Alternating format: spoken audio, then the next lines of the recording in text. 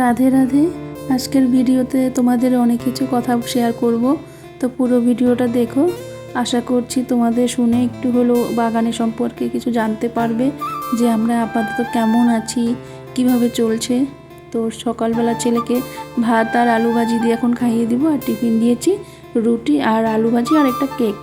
তো এগুলো দিয়ে খাইয়ে ওকে ড্রেস ট্রেস পরিয়ে তারপরে বাস পর্যন্ত দিয়ে আসবো। তারপর ছেলে যাচ্ছে পাশের কোয়ার্টারে দুধের বোতলটা দিতে, ওদের গেট বন্ধ ছিল, আমাদের এখানে রেখে গেছে। তো ততক্ষণে আমি বললাম দিয়ে আসো, আমি একটু ভিডিওগুলো করছি বাইরের। আর এই যে দেখতেই পাচ্ছ রাস্তাঘাটগুলো একদম ফাঁকা। এটা কিন্তু একদম ফাঁকা হওয়ার কথা ছিল না, এখন কিন্তু রাস্তাঘাট ফাঁকা। বাগান থেকে শয়ে শয়ে লোক চলে যাচ্ছে। এই বাগানটা আগে এতটাই জমজমাট ছিল, এতটা খুশি ছিল, জানি না কার নজর লেগে বাগানটা একদম কি বলবো অন্যরকম হয়ে গেছে। সেই আগের মতন আর নেই। এখন তোমাদের বাগানের সিটি শোনাবো। এই সিটিটা বাজা মানেই 7:30 বাজে। বাগানে তখন লোকেদের কাজ পাতা তোলা শুরু করতে হবে, আবার 3টের দিকে একবার সিটি দিবে, তখন কাজ শেষ। তো এটা দিয়ে সবাইকে জানানো দেয়, মানে জানায় যে বাগানের সিটিটা সবাই শুনতে পায়। সে তোমরা সবাই জানো যে বাগানের সিটি মানে দিয়ে কাজ শুরু হয়। তো এই সিটিটা কিন্তু দেখো বাজছে, তোমাদের একটু সাউন্ডটাও শোনাবো। আর এই যে এইদিকে যে লম্বা লাঠিটার মতো চালের উপর দেখতে পাচ্ছ, এখান দিয়েই কিন্তু সিটিটার ওই যে আওয়াজটা শোনা যায়। তো তারপরে যাই হোক, একটা সময় এই বাগানটাকে নিয়ে এত অহংকার করেছি যে আমাদের বাগান কোনো দিনও বন্ধ হবে না, কোনো দিনও বিক্রি হবে না, আমাদের বাগান হচ্ছে ইন্ডিয়া সবচাইতে সেরা বাগান। তো এই অহংকারই পতনের কারণ হয়ে দাঁড়িয়েছে। অহংকার করে অনেক কিছুই বলেছি, কিন্তু এখন দেখছি এই অহংকারটা করাটা উচিত হয়নি। বলে না অহংকার পতনের কারণ, ঠিকই। তো এখন আমি হাড়ে হাড়ে সেটা টের পাচ্ছি, বা আমি স্বীকারও করছি। বাগানটা কিন্তু ইন্ডিয়ার সেরা বাগান, আর এই মালিক কিন্তু ইন্ডিয়ার না, উনি সেই বিদেশের, ব্রিটিশ আমল থেকে চলছে। ইংরেজের আমলের বাগান এখনও ভালো সব জায়গায় চলছে। ওনার 14টা বাগান, উনি এটা সরকারকে ট্যাক্স দিয়েই চালাচ্ছে, যতদূর আমি জানি আর কি। সমস্ত কিছুই যাই হোক, ওনার 14টা বাগান নানান জায়গায় আছে, দার্জিলিং, আসাম, এদিক সেদিক।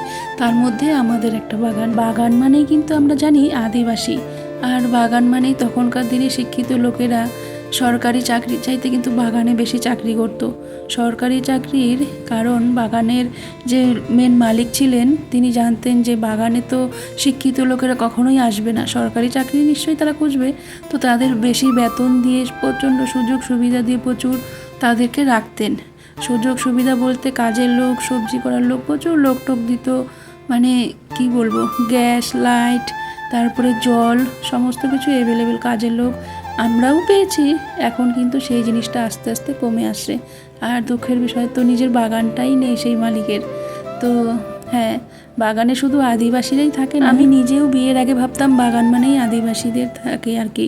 তো বাগানে শুধু আদিবাসী না, আমি এসে দেখছি বাগানে বাঙালি, নেপালি, বিহারি, আসামিস বলো, খ্রিস্টান বলো, সমস্ত কাস্টের লোকই আছে মিলেমিশে, এবং শান্তিপূর্ণভাবেই থাকে। আর আমাদের বাগানটা সব বাগানের চাইতে বেশি শান্তিপূর্ণ ছিল, এখনও আছে। কিন্তু মাঝে মাঝে ভয় হয় এই বাগানটা যেন আবার কিছু না হয়ে যায়। তবে হ্যাঁ, যেই মালিক নিয়েছে তিনি যথাসাধ্য চেষ্টা করেছেন বাগানটা, যেহেতু যে নিবে সে ভালো মতন চালানোর অবশ্যই চেষ্টা করবেন, কিন্তু তার কপালটাও খারাপ। সেও বাগানে পোকা মানে এরকমভাবে লাগলো, এর পেছনে অনেক কাহিনী আছে যেগুলো আমি মোবাইলে বলতে পারছি না। তো যাই হোক, পোকা এমনভাবে লাগলো কিছু সংখ্যা গাছ একদম নষ্টই হয়ে গেল। এখন বাগান মানেই তো চা পাতার থেকে ইনকাম করে টাকা আসে, সেই চা পাতাই যদি ঠিকঠাক না হয় বাগানটা চলবে কি করে? এভাবে করে আমাদের বেতনটাও এখন দিচ্ছে, আমি বলবো না, এখনও পর্যন্ত দিচ্ছে, কিন্তু সেই আগের মতন আর হচ্ছে না। সেই আগে যেমন 1 তারিখ 2 তারিখ হতে হতে সবার টাকা পয়সা কোনো কিছু এই সমস্ত নিয়ে টেনশন ছিল না, কিন্তু যত দিন যাচ্ছে তত আমরা টেনশনে আছি। মানে কখন কোন দিন বলবে যে বাগান বন্ধ করে আমি আর পারছি না, চলে যাচ্ছি। এই কথাটা না বলুক, তাহলে তো আমাদের পথে বসা ছাড়া আর কোনো উপায় নেই। এরকম অবস্থা, ছেলেকে ক্লাস 10 পর্যন্ত ওদের স্কুলে এরকমই মানে নিয়ম, অ্যাডমিশন করিয়ে দিয়েছি। 10 পর্যন্ত যত টাকা লাগবে ক্লাস 10 পর্যন্ত সম্পূর্ণটাই একসাথে নিয়ে নেয়।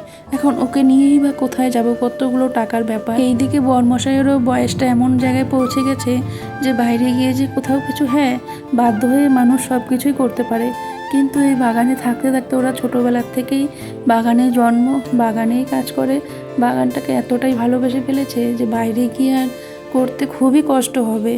আর বাইরে কাজ করা মানে খুব কঠিন ব্যাপার। বাগানে স্টাফদের একটু বেতনটা কমতে হবে, যারা ম্যানেজার এই সমস্ত টাইপের লোকেদের প্রচুর বেতন, কিন্তু বাগানে বেতন কম থাকলেও একটা শান্তি ছিল, সেই শান্তিটা এখন আর যেন পাই না।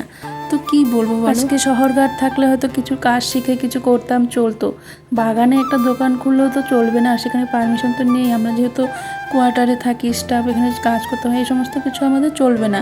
তো কিছু তো করতে মানে চায় মন, কিন্তু কি করব, শেষমেশ সবার ভিডিও দেখি, অনেকের ভিডিও দেখেছি যে অনেক কষ্ট করে অনেক দিন পর তারা এই ভিডিওতে সুখের মুখ দেখতে পেয়েছে, তারা টাকা কামাচ্ছে, এখন তারা খুব ভালোই আছে ভিডিও করে। তো সেই জিনিসটা, হ্যাঁ কম্পিটিশন বেড়ে গেছে এখন, তবুও চেষ্টা করছি যে ঘরে বসে যদি কপাল থাকে ভালো তাহলে হয়ে যাবে। সবচাইতে বড় কথা হচ্ছে দর্শকদের যদি ভালোবাসা পাওয়া যায় তাহলে তাকে কেউ আর আটকাতে পারবে না।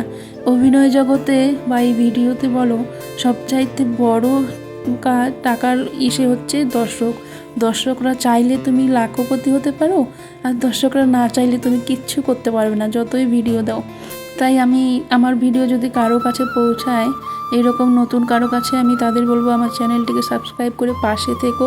আমি বাগানে আর কি করব, চেষ্টা করছি আর কি, যদি হয় নিজে ইনকাম করতে পারি, একটু সবাইকে সাহায্য করতে পারি। হ্যাঁ, তবে আমাদের গ্যাস, লাইট, জলের অসুবিধা হচ্ছে না, যে কাজের লোকের বদলে এখন টাকা দেয়, চাইলে কেউ কাজের লোক নিতেও পারে, কিন্তু সেই বেতনটা যেমন আগে বললাম 1-2 তারিখেই ঢুকতো, টেনশন ছিল না টাকাটার, সেই জিনিসটা এখন আমাদের আর নেই।